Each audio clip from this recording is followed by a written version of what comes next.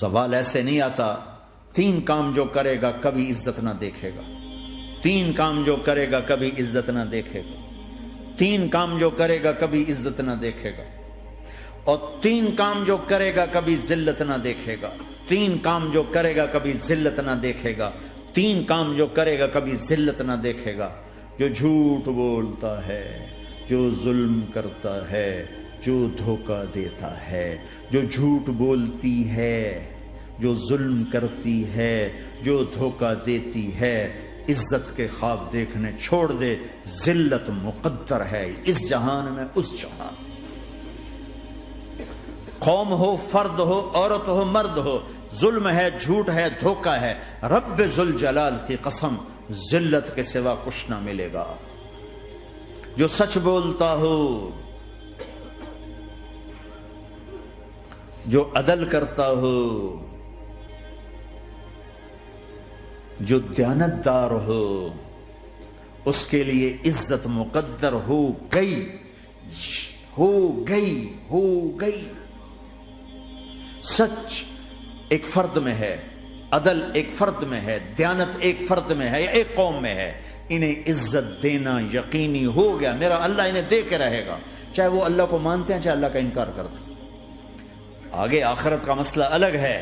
یہاں قوم، فرد، قبیلہ، کوئی مذہب، پتھر کا پجاری، آگ کا پجاری سچ بولتا ہے، ظلم نہیں کرتا، دیانتدار ہے، اللہ کی قسم اللہ اسے عزت کی زندگی دے گا.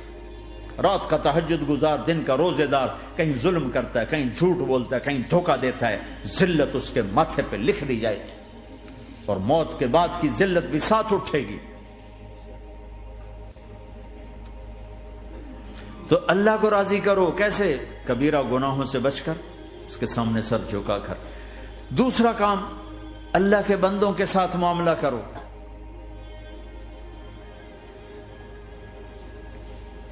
سارا معاملہ 2 حدیثوں میں بتا دیتا ہوں. 2 حدیثوں کہ یہ 2 کام کر لو، ساری دنیا کے محبوب بن جاؤ گے.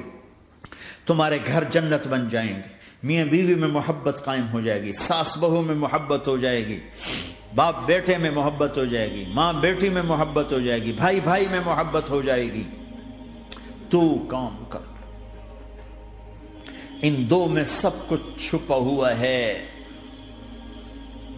میرے نبی نے فرمایا، معاذ الا انبئک بملاک ھذا کلہ. پوری حدیث. معاذ بن جبل نے کہا یا رسول اللہ کچھ جنت کے جانے کا راستہ تو بتائیں، جنت میں جانے کا راستہ تو بتائیں. انبئنی بعمل یدخلنی الجنہ. صاحب نے کہا سألت عن امر عظیم، بہت بڑی باتوں نے پوچھی ہے. تقیم الصلاۃ المکتوبہ، تؤدی الصلاۃ المفروضہ، وتصوم رمضان، وتحج البیت. معاذ نماز پڑھنا، روزہ رکھنا، زکوٰۃ دینا اور حج کرنا. پھر آپ نے فرمایا ان شئت انبأتک بابواب الجنت. اب اگر تو چاہے تو کچھ اور بتاؤں، جنت کے دروازے بتاؤں؟ کہ جی بتائیں. کا الصوم جنہ، روزہ جہنم اور تیرے درمیان بیچ میں رکاوٹ بن جائے گا. الصدقۃ تطفئ الخطیہ، چھپ چھپ کے اللہ کے نام پہ دینا تیرے گناہوں کو دھو دے گا، پاک کر دے گا. وقیام الرجل فی جوف اللیل ابتغاء وجہ اللہ، اور رات کے اندھیرے میں کھڑے ہو کر اللہ سے باتیں کرنا. 2 نفل ہی پڑھ لیا کرو، کسی مرد عورت کا رات کے اندھیرے میں کھڑے ہو کے. پھر آپ نے کہا معاذ الا انبئک براس الامر وعمودہ وذروۃ سنامہ وبملاک ھذا کلہ. اے معاذ میں تمہیں اب سارے دین کا خلاصہ بتاؤں، سارے دین کا سرا بتاؤں، ستون بتاؤں. ایک روایت کے مطابق ستون بتاؤں، آخری چیز بتاؤں، آخری چیز بتاؤں. کہا جی ما ہوا جی تو مجھے دیکھنا سارے بھائی. تو آپ نے اپنی زبان نکالی اور اسے یوں پکڑا.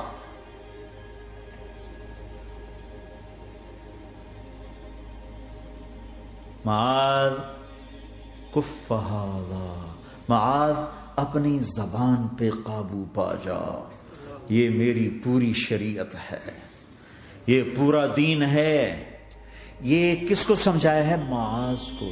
کیسے سمجھایا؟ جیسے چھوٹے بچے کو سمجھاتے ہیں، ایکشن کر کے۔ صرف اتنا بھی تو کافی تھا، بھائی زبان کی احتیاط کیا کرو۔ ایسے سمجھایا جیسے چھوٹا بچہ۔ کیوں؟ کہ مشکل ترین کام ہے۔ 22 ویلر ٹرالے کو بریک لگانا آسان ہے، یہ 2 انچ کی زبان کو بریک لگاتے ہوئے سارے بریک فیل ہو جاتے ہیں۔ اور جتنا آج گھروں میں فساد ہے اس کے پیچھے یہ زبان ہے۔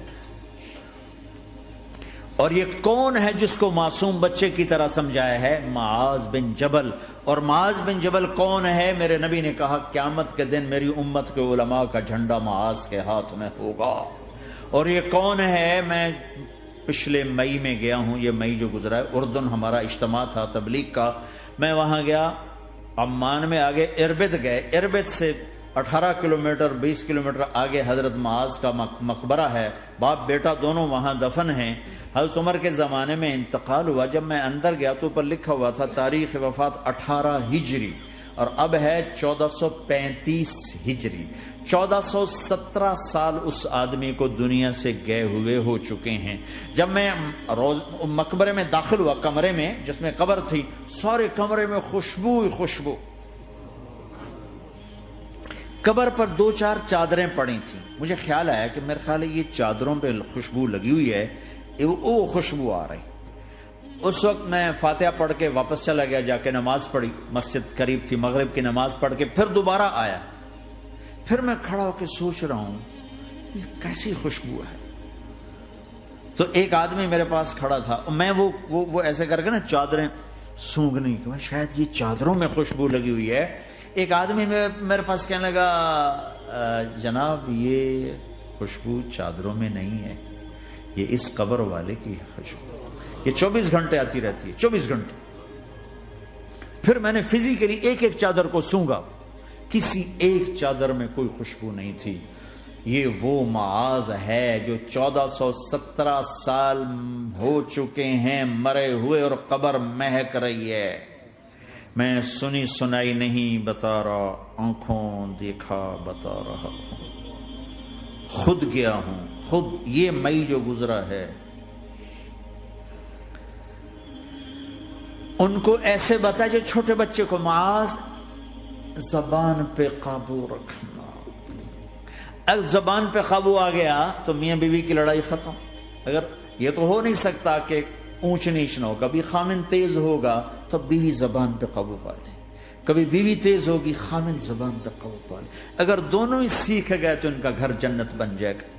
کبھی ساس اکھڑے گی تو بہو چپ کر جائے، کبھی بہو اکھڑے گی تو ساس چپ کر جائے، کبھی باپ اکھڑے گا تو بیٹا چپ کر جائے، کبھی بیٹا اکھڑے گا تو باپ چپ کر جائے، دعویٰ نہ کرے کہ میں باپ ہوں میرے آگے بولتا ہے۔ انسان انسان ہے، خطا ہوتی ہے۔ اگر آپ بھائی یہ پیچھے نیچے مستورات بھی ہیں، اپنی زبان پہ قابو پانا سیکھ لیں۔